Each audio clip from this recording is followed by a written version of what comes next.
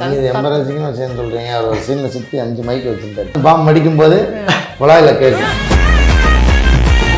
ஆச்சி Royal gulab jamun packs 1 வாங்கினால் 1 இலவசம். நிலையான தன்மையுடன் 75 ஆண்டுகளுக்கு மேலாக மக்கள் சேவையில் உங்கள் ஸ்ரீ விசாலம் சிட்ஃபண்ட் லிமிடெட். 3-5 விடுங்க, நக்ஷத்ரா எடுங்க. Nakshatra carbon free agarbattis. நீங்க உங்ககிட்ட என்ன சொன்னாங்க அவங்க கதையை உங்க சொன்னாங்க. கேரக்டர் சார் உங்க கேரக்டர் பத்தி என்ன சொன்னாங்க? என் கேரக்டரை சொன்னார். நீங்கள் எமர்ஜென்சிக்குன்னு விஷயம் சொல்கிறீங்க. அவர் ஒரு சீனில் சுற்றி 5 மைக் வச்சுருந்தாரு. தெரியும் வந்து பாம்பு அடிக்கும்போது குழாயில் கேட்கும். இந்த சார்ட்ட வந்து சொன்னோன்னே சும்மா கேட்டிருந்தேன் சார், நானும் யோசிச்சுட்டு இருக்கேன். நீங்கள் சார் கால் காலி சார் அப்படின்னு என்ன சஜஸ்ட் பண்ணதுக்காக ரொம்ப நன்றி ஆச்சு. இந்த மாதிரி படங்கள் பண்ண வேணான்னு ஒரு சில படங்கள் நம்ம மனசுக்குள்ள இருக்கும். என்ன மாதிரியான படம்? அதை சொல்லக்கூடாது. அதை சொல்லிட்டா கதை சொல்கிறவங்க கண்டுபிடிச்சிருவாங்க நம்மளை. வைக்கணும்னு கேள்வி கேட்க போகிறது இல்லை. உங்களுக்கு ஒரு கண்டென்ட் வேணும்னு கேட்குறீங்க. நான் இங்கே கண்டென்ட்டை கொடுத்துட்டு அங்கே என்ன திட்டுவாங்களே, அதெல்லாம் வேற ஒன்றும். அவரால் சொல்ல முடியாத சூழ்நிலை. லிட்டில் டாக்ஸ் நேயர்களுக்கு வணக்கம். இன்னைக்கு நம்ம கூட இந்த கான்வர்சேஷன்ல பாம் படத்துடைய டீம் தான் இருக்காங்க. வணக்கம் எல்லாருக்கும். வணக்கம், எப்படி இருக்கீங்க? நல்லா இருக்கேன் சார். எப்படி இருக்கீங்க நீங்க எல்லாரும்? நல்லா சந்தோஷம். So first of all sir, எனக்கு உங்ககிட்ட தான் ஃபர்ஸ்ட் கொஸ்டின். ஓகே, எப்படி சார் டயர்டே ஆகாம கண்டினியூஸாக வந்து நாங்கள் எல்லா படங்களையும் உங்களை பார்த்துட்டே இருக்கேன். இப்போ நான் எண்ணி சொன்னால் அத்தனை படங்கள் வரும். காளியம்மன் சார் இல்லைன்னா அந்த படமே இருக்காதுன்ற மாதிரி அதில் ஏதாவது ஒரு கேரக்டர் அவர் கொடுத்தே ஆகணும்ப்பா அப்படின்ற மாதிரி இருக்கு. எப்படி சார் எப்படி மேனேஜ் பண்ணிட்டு இருக்கீங்க டைம்லாம்? இப்போதான் இன்டர்வியூ ஆரம்பிக்கிறதுக்கு முன்னாடி டயர்டாக இருக்கீங்கன்னு சொல்லிட்டு இப்போ பாருங்க. அதுலேருந்து கொண்டு வரதுக்கு தான் வெளியே. புரியுது. டயர்டாக முடியாது. நான் இதுக்காக தான் நம்ம வந்து கஷ்டப்பட்டுருந்தோம். அதனால் வந்து இது கிடைக்கும்போது இதை என்ஜாய் பண்ண வேண்டியது. அவ்வளோ அது டயர்டாக இருக்கிற அளவுக்கு ஒன்றும் கிடையாது. இதுனா ஜாலியான வேலை தானே. இது ரொம்ப ஜாலியான வேலை. இது ஒரு ஆர்ட். ஸோ ஆர்ட் எப்பவுமே மகிழ்ச்சியான ஒரு வேலை தான் மற்ற இதுலேருந்து கம்பேர் பண்ணும்போது. அதனால் வந்து ஜாலியாக தான் இருக்குது. எல்லா படங்கள்லையும் கண்டிப்பாக இப்போ வந்து கூலி படம் முத கொண்டு காளியம்மன் சாருக்கு ஒரு கேரக்டர் இருக்குப்பா அப்படின்ற மாதிரி இருக்கு இல்லையா? அது பர்சனலாக உங்களுக்கு எந்த அளவுக்கு ஹாப்பியாக இருக்குது? ஒரு எக்ஸ்ட்ராடினரியான ஒரு மொமெண்ட் தான் அதெல்லாம். எப்படின்னா நீங்கள் சொல்கிற இப்போ இந்த வாரம் அப்படியே வரும்போது அடுத்தடுத்த படமாக வந்து இந்த மாதிரி அதுலேயும் நம்ம சின்ன படத்துலேருந்து பெரிய படம் வரைக்கும் இருக்கிறது இருக்குல்ல, அது ஒரு பெரிய ஸ்கேலாக நான் பார்க்குறேன் எனக்கு. ஏன்னா அந்த படத்துலேயும் நம்ம இருக்கிறோம், ஒரு சின்ன பட்ஜெட் படத்துலேயும் இருக்கிறோம் அப்படின்றது இருக்குல்ல. அது வந்து நமக்கு இல்லைனா ஒன்று நம்ம பெரிய படம் மட்டுமே நடிக்கணும், இல்லை பெரிய படத்தில் நம்மளை கூப்பிடாம இருந்தாலும் வந்து வருத்தமாக இருக்கும். ஸோ அப்படி இல்லாமல் எல்லாமே ஒரு எல்லா வெரைட்டியும் கிடைக்கிறது நம்மளையும் வந்து இங்கே தக்க வச்சுக்கிறதுக்கு ஒரு சரியான ஒரு இதுவாக இருக்கும் நினைக்கிறேன். ஸோ அப்படி இந்த பாம் படத்துடைய அந்த ப்ரோமோ வீடியோவாக இருக்கட்டும், அந்த ட்ரெய்லராக இருக்கட்டும், பார்க்கும்போதே ரொம்ப வித்தியாசமாக ஃபன்னாக சிரிக்க வைக்கும்படி இருந்தது. இந்த இன்ஸ்பிரேஷன், இந்த படத்துக்கான இன்ஸ்பிரேஷன் என்ன? சில சம்பவங்கள் இருக்குது, அதெல்லாம் தான் இன்ஸ்பிரேஷன். சில ரியல் லைஃப் ஸ்டோரிஸ் இருக்குது, என்னோட வாழ்க்கையில் நடந்த நிகழ்வுகள் இருக்குது. ஓகே, ஸோ அதெல்லாம் தான். ஏதாவது ஒன்று ஷேர் பண்ணிக்கலாமா அதில்? தாத்தாக்கு ஒரு பழக்கம் இருக்குது. ஓகே, ஃபாட் பண்ணும்போது லவுடாக தான் ஃபாட் பண்ணுவார். ஓகே, பொதுவாக காலையில் எழுந்துச்சி காஃபியை குடிச்சிட்டு விடிய காலையிலே எழுந்துருவார். ஒரு 4:30 எழுந்துச்சிட்டு நல்லா காஃபியை குடிச்சிட்டு அவருக்கு உட்காந்து டிவி பார்க்குறதோ இல்லாட்டி பேப்பர் படிக்கிறதோ அது ஒன்று இருந்துச்சு. அண்டு இன்னொன்று மெட்டஃபரிக்கலாக கன்வே பண்ணணும்னு சில விஷயங்கள் நினச்சோம். ஸோ ஃபார்ட் ஒரு மெட்டஃபராக தான் வச்சுருக்கோம். இந்த நம்மளோட உடம்புல தேவையில்லாத சில விஷயங்கள் தான் வாய்வாக வருது இல்லையா, கேஸ். ஸோ இந்த சொசைட்டிலையும் நிறைய விஷயங்கள் தேவையில்லாதது தான். ஸோ அதனால் பாம், அதனால் ஒரு ஃபார்ட். சரி, ஃபார்ட் வச்சு ஒரு படம் பண்ணால் என்னவா இருக்கும் அப்படின்ற ஒரு தாட் இருக்குல்ல, அதே எங்கள் எல்லாருக்குமே ஒரு சின்ன ஒரு லாஃப்டர் கொடுத்துச்சு. சும்மா ஐடியாவாக சொல்லும்போது நிறைய பேர் சிரித்தாங்க. சரி, ஓகே, நம்ம ஏன் இதை இப்படி ஒரு அட்டெம்ப்ட் ஏன் பண்ணக்கூடாது அப்படின்னு சொல்லிட்டு. பட் அதை சுற்றி ஒரு பெரிய கதை நம்ம ஒர்க் பண்ணோம். வெறும் இது மட்டும் தான் கிடையாது. ஸோ அதை சுற்றி நிறைய கதைகள் லேயர்ஸில் ஒர்க் பண்ணி சரி ஐ திங்க் அந்த ஐடியா உங்களுக்கு வித்தியாசமாக மாதிரி கண்டிப்பாக பார்க்குற எங்களுக்குமே ரொம்ப வித்தியாசமாக இருந்தது. எப்படி இந்த படத்தை ஃபஸ்ட்டு எழுதுனாங்க ஸ்டோரி, உங்களுக்கு ஐடியா எப்படி வந்தது? அண்ட் தென் சார், நீங்கள் உங்ககிட்ட என்ன சொன்னாங்க அவங்க கதையை உங்கள் சொன்னாங்க. கேரக்டர் சார் உங்கள் கேரக்டர் பற்றி என்ன சொன்னாங்க? என் கேரக்டரை சொன்னாங்க. இல்லை கேட்கும்போது உங்களுக்கு என்ன தோணுச்சு ஆக்சுவலாக? இல்லை, நீங்கள் கேட்டது கரெக்டு தான். கதையை சொல்லி என்னோடய கேரக்டர் சொன்னார். அப்போது எனக்கு இது வித்தியாசமாக இருந்துச்சு. நம்ம மேலே ரெகுலராக இவருனா இதுதான் பண்ணுவார் அப்படின்னு ஒன்று இல்லாமல் இது வேற ஒன்றா வந்து இருந்துச்சு. இந்த ஸ்டீரியோடிபிக்கெல்லாம் உடச்சிட்டு வேறு இதாக ஒரு ரோலாக இருந்துச்சு. ஸோ அதனால் எனக்கு வந்து ரொம்ப பிடிச்சிருந்தது. அப்புறம் அது மட்டுமே போதும். அப்புறம் நடிகர்களுக்கு வந்து நாம் நம்ம பர்ஃபார்ம் பண்ணுற சீனை விட நம்மளை பற்றி பேசிகிட்டு இருக்கு நகர்ற சீன்லாம் இருக்குல்ல, அது பெரிய அட்வான்டேஜாக நான் பார்ப்பேன். இப்போ நம்ம நடிக்கலைனாலும் நம்மளை பற்றி சீனு, அந்த சீனுக்கு கூட நடுநாயகமாக நம்ம இருக்கிறது இருக்குல்ல, அது இந்த இடத்துல நிறைய ஃபுல் ஸ்பேஸ் இருந்துச்சு. அது ஒரு காரணம் போதும். அவ்வளோதான், அப்படி தான் நடித்தேன். Super sir. So after Nitham Oru வானம் பாம் படத்தில் என்ன எப்படி அப்ரோச் பண்ணார், எப்படி ஒரு பாட்டாக வந்தீங்க நீங்கள் இதில்? So inge we met in a coffee shop and he said I'll narrate the story. I think you'll be very suitable ன்னு சொன்னார். அப்புறம் நரேட் பண்ண ஆரம்பிச்சிட்டாரு. கதை ஃபுல்லாகவே நான் அந்த நீங்கள் எல்லாரும் ஃபீல் பண்ணுற ஷாக்கில் தான் நானும் கேட்டேன். First when he said so you know the body parts and I was like what?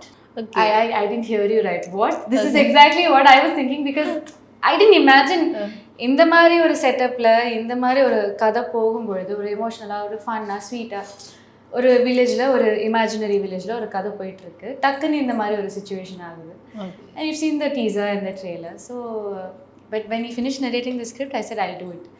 Then he was like ma'am கொஞ்சம் யோசிச்சு சொல்லுங்க மேம். சரி இல்லை சார் I'll do it. பண்ணுறேன் கண்டிப்பாக I'll do it. I want to do it. You just finalize it here. எனக்கு என்ன பயம்னா இவர் கேஃபே வெளியே போயிட்டு அப்புறம் இன்னொரு ஹீரோயின் பண்ணி அப்புறம் அவங்கள காசு பண்ணிடுவாங்க, நீ எனக்கு பயம். ஸோ நான் அங்கேயே டீல் க்ளோஸ் பண்ண ட்ரை பண்ணிட்டு இருந்தேன். சார் நான் பண்ணுறேன் சார், பண்ணலாம் சார், ரெமெண்ட்ரேஷன் மேம் நம்பர்ஸ் மேம் இதெல்லாம் எதுவுமே இல்லை சார், பண்ணலாம் sir. I wanted to take the advance and go back home. So which I managed to do. Okay, நான் தான் பண்ணுவேன் அப்படின்னு சொல்லிட்டு அவங்க தான் பண்ணுறது. அந்த 5 மாதம் கேப்புமே நாங்கள் ஃபஸ்ட்டு ஐடியா தான் ஒர்க் பண்ணிட்டு இருந்தோம், கதை ஃபுல் ஃப்ளெஜ்டாக வரல. ஸோ நித்தம் உருவான ப்ரீமியர் பார்த்த உடனே சரி இவங்க தான் பண்ணணும் அப்படின்னு சொல்லிட்டு கதையை எழுதிட்டு இருந்தோம். ஆனால் இவங்ககிட்ட சொல்லி யோசிச்சோம், சரி ஓகே இவங்க கரெக்டாக இருப்பாங்களா, வேற யாராச்சா அந்த தாட்டே இருந்துச்சு. பட் அந்த 5 months அந்த ரைட்டிங் ப்ராசஸ் கரெக்டாக முடியும் போது இல்லை இவங்க தான் கரெக்டாக இருக்கும் அப்படின்னு சொல்லிட்டு. காஸ்டிங் பற்றி உங்களோட ஃபர்ஸ்ட் படமாக இருக்கட்டும் அதுலேயுமே ஒரு பெரிய காஸ்டிங் இருந்தது. இந்த படத்துலேயே எப்படி தான் இருக்குது? இந்த படம் ரைட்டிங் பண்ணும்போதே நீங்கள் வந்துட்டு இவங்க தான் பண்ணணும் அப்படின்ற ஒரு ஐடியா இருந்தால் உங்களுக்கு? இல்லை ரைட்டிங் பண்ணும்போது என்றைக்குமே அப்படி யோசிச்சது கிடையாது. யார் யார் என்ன அப்படி நீங்கள் எழுதுறதே கிடையாது. இவங்க இவங்க தான் பண்ண போகிறாங்க. இப்போ ரைட்டிங் பண்ணும்போது ஒரு ஐடியா இருக்கும், மேபி இவங்க பண்ணால் நல்லா இருக்கலாம், இவங்க பண்ணால் நல்லா இருக்கலான்றதை தாண்டி. பட் இந்த ஆர்டிஸ்ட் தான் பண்ணணுன்ற மைண்ட் ஸ்பேஸில் வச்சுட்டு எழுதுனதே கிடையாது. நானும் சரி என்னோட ரைட்டிங் டீமுமே சரி. ஸோ எழுதும்போது நாங்கள் யோசிக்கிறல கதை, அந்த கேரக்டர், அது முடிச்ச பிறகு இது யார் பண்ணால் நல்லாயிருக்கும் அப்படின்றது தான். தெரியல, எனக்கு ஒரு ஒரு கதை பார்த்தோம்னா எனக்கு நிறையா கேரக்டர்ஸ் இருந்தால் எனக்கு ரொம்ப பிடிக்கும். எனக்கு அந்த மாதிரி எழுதுறதுக்கு எனக்கு ரொம்ப பிடிக்கும். ஒரு வெறும் ஒரு பர்டிகுலர் 2-3 கேரக்டர்ஸ் இல்லாமல் இன்னும் நிறையா கேரக்டர்ஸ். அதுவும் இந்த கதை வந்து அந்த சொன்ன மாதிரி காலக்கம்மைப்பட்டின்ற ஒரு ஊரை சார்ந்து ஒரு இமேஜினரி வேர்ல்டை சார்ந்துன்றது இருக்கிறதுனால அப்போ நம்ம நிறையா கேரக்டர்ஸ் பிளேஸ் பண்ண வேண்டியதாக இருக்குது. அண்ட் நிறையா கேரக்டர்ஸ் எழுதும்போது அதில் ஒரு ஃபன் இருக்குது. இன்னும் கொஞ்சம் வேறு பர்ஸ்பெக்டிவ்ஸ் கிடைக்கிறதுக்கு ஒரு ஸ்பேஸ் இருக்குது. So yeah. ஸோ ஆனால் அதில் ஒரு டிஸ்அட்வான்டேஜ் அப்படின்ற ஒரு விஷயம் இருக்கா? ஏன்னா இப்போ இவ்வளோ கேரக்டர்ஸ் இருக்கப்போ அவங்களுக்கான அந்த ஸ்க்ரீன் ஸ்பேஸாக இருக்கட்டும், அவங்களோட கேரக்டர் அந்த இன்டென்ஸாக இருக்கணும் அப்படின்ற விஷயம்லாம் இருக்கு இல்லையா? அது எப்படி இருக்கும் உங்களுக்கு? இல்லை அதான் இப்போ என்னை பொறுத்த வரைக்கும் ஒரு கேரக்டரோட இம்பார்ட்டன்ஸ் வந்து அந்த கேரக்டரை அந்த கதையிலேருந்து எடுத்துகிட்டு அந்த கதை இருக்கக்கூடாதுன்றது தான் எங்களோட தாட் ப்ராசஸாக இருக்கும். அப்படி யோசிக்கும் போது எங்களுக்கு அது ஒரு சார் சொன்னார் இல்லையா, இப்போ ஒரு சீன் நடக்குது, அந்த சீனை சுற்றி அந்த கேரக்டர் மையமாக இருக்கும்போது ஸோ அந்த மாதிரி நம்மளால் லேயர்ஸ் கொடுக்க முடியுன்றது இருந்துச்சு. ஸோ அப்படி தான் எல்லாத்தையுமே. அது சில டைம்ஸ் டஃப்பாக தான் இருக்கும். இப்போ சில பேர் ஒத்துக்க மாட்டாங்க, ஏன்னா அது மேபி ஸ்க்ரீன் ஸ்பேஸாக சில பேர் பார்க்கலாம், சில பேர் வெறும் இம்பார்ட்டன்ஸ் மட்டும் பார்க்கலாம், நமக்கு தெரியாது. பட் நம்மளோட வேலை கேரக்டர்ஸாக எழுதி வைக்கணும், அதுக்கேற்ற ஆட்கள் நம்ம தேடிக்கலாம், பார்த்துக்கலாம் அப்படின்ற ஒரு நம்பிக்கை தான். ஏன்னா ஃபர்ஸ்ட் எண்ட் ஆஃப் த டே அந்த கதையும் அந்த கதையோட கருவும் தானே, அதுதான் ரொம்ப முக்கியம். ஸோ சார் இந்த ட்ரெய்லர் ப்ரோமோலாம் பார்த்துக்கோ உங்களுக்கு என்ன ரெஸ்பான்ஸ்லாம் வந்தது? என்ன சார் அப்படி வாங்குறீங்க? நல்ல ரெஸ்பான்ஸ் தான் எனக்கு. என்னென்னா டீட்டெயிலாக சொல்ல மாட்டாங்க. ஓகே, ஆமாம், அது மனசுக்குள்ள வச்சுட்டு பரவாயில்ல சார் இந்த ரோல் எப்படி பண்ணீங்க அப்படின்னு சொல்லுவாங்க. அதுக்கு நிறைய ரிஹர்சல் பண்ணேன் அப்படின்னு சொல்லுவாங்க. ஏன்னா இந்த கேரக்டரோட பின்புல கதை வந்து எனக்கு ரொம்ப பிடிச்சிருந்தது, அதனால தான். ஓகே, என்ன பின்புல கதை? சாரி, பார்த்திபன் சார் மோட் எடுத்துட்டீங்களா? No, I think பின்புல கதை இது என்னது? It's just a joke about that. நீங்க ட்ரெய்லர் பார்த்துட்டீங்களா? பார்த்துட்டேன். அதுதான் பின்புல கதை. ஃபார்ட்டெல்லாம் சொல்ற பின்புல கதை. ஓ அப்படி சொல்றீங்களா? இல்லை எனக்கு என்னன்னா ஆக்சுவலாக எங்களுக்குமே பார்க்கும்போது இருந்துச்சு இவர் எப்படி இதை பண்ணார். ஏன்னா பிகாஸ் அது இன்னும் ஒரு எம்பாரசிங்கான ஒரு விஷயமா தான் இருக்கும் நம்ம எல்லாருமே. அப்படி இவர் எப்படி பண்ணார், என்ன மாதிரி ரெஸ்பான்ஸ் வரும்னு நினைச்சாரு அப்படின்ற மாதிரி விஷயம். நீங்கள் எம்பாரசிங்னு விஷயம் சொல்கிறீங்க. அவர் ஒரு சீனில் சுற்றி 5 மைக் வச்சுருந்தார் தெரியுமா? சேரில் உட்கார வச்சுட்டு மைக் ஒரு 5 மைக் எங்கே சென்டர் பண்ணிச்சுன்னா அங்கே சென்டர் பண்ணி வச்சுட்டாரு. இது படத்தில் வரும். இல்லை அலா நம்ம வந்து பாம்பு அடிக்கும்போது குழாயில் கேட்கும். It's in the trailer. Okay அதான் நீங்கள் இது எம்பரசிங்காக ஃபீல் பண்ணுறீங்க. ஆனால் அவர் வந்து அது இல்ல, நான் அது இருக்குதுங்களா? இல்லை நான் நேச்சரை தான் பார்க்குறேன். நேச்சர் தான் இது நேச்சர் தான். நம்ம ஏன் வந்து சில ஆக்சுவலாக எம்பாரசிங்கான இன்னும் நிறைய விஷயங்கள் சொசைட்டியில் நடக்குது. அதை நம்ம யாருமே கண்டுக்கவே இல்லை இல்லையா? எம்பாரசிங்காக இந்த சொசைட்டியில் எவ்வளோ விஷயங்கள் நடக்குது, அழுக்காக நடக்குது.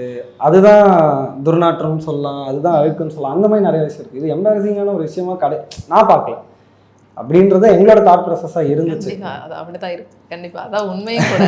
அதை ஒத்துக்கிட்டு தான் ஆகணும். அண்ட் தென் இது என்ன மாதிரியான ஒரு கதையா இருக்கும்? இது சேம் ஸ்பேஸ் தான் உங்களுக்கு. இதில் வந்து ஆனால் ஃபன் ஒன்றும் ஜாஸ்தி. ஃபன் இருக்கும். ஃபன்னு ஜாஸ்தி. இதோட வேர்ல்டு இன்னும் புது வேர்ல்டு. நான் சொன்ன மாதிரி இமேஜினரி வேர்ல்டுன்றதுனால இன்னும் புதுசு. பட் அதுக்குன்னு ஒருவே சயின்ஸ் ஃபிக்ஷன் அப்படிப்பட்ட ஒரு நம்ம ஊரில் இருக்கிற அந்த ஒரு செட்டப் தான். And I think it also feels like a story, bedtime story ன்னு சொல்லலாம் மேபி. லைக் சம்திங் ஒரு மெசேஜ்க்காக ஒரு கதை அப்படியே சிரிக்க வச்சுட்டே சொல்ற மாதிரி படம். கதை சொல்ற மாதிரி தான் இந்த படமே. கதை சொல்றது தான் படம்.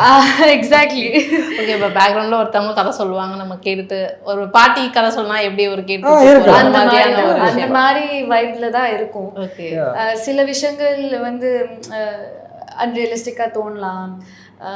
அதுக்கு தான் like the whole thing is set in an imaginary world. Okay, ஏன்னா ஒரு ஸ்லைட்டான எக்ஸாஜரேட்டட் மேனர்ல நமக்குள்ள இருக்கிற நிறைய ஃப்ளாஸை ரொம்ப பேலட்டபுளா சொல்லியிருக்காரு இந்த படத்துல.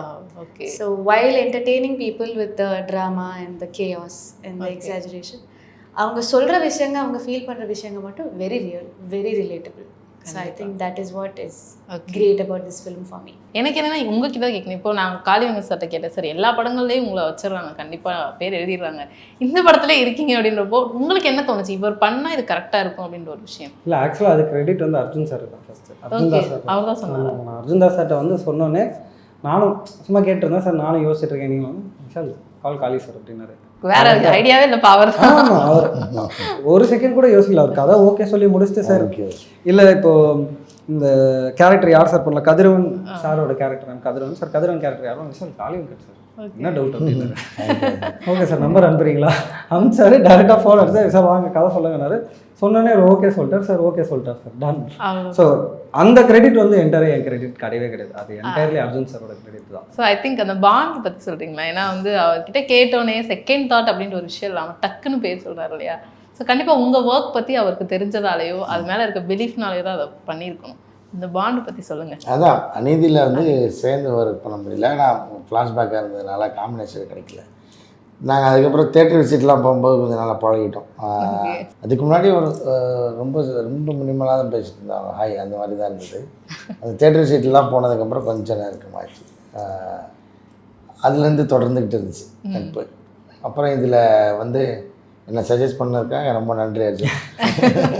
இப்போதான் உங்களுக்கு தெரியல? இல்லை இது மாதிரி சொல்லி தான் இருந்தது. இதன் மூலமாக இந்த படத்தில் காம்பினேஷன் நிறைய இருக்கும் ரெண்டு பேரும். இதில் ஃபுல்லாகவே காம்பினேஷன் தான்.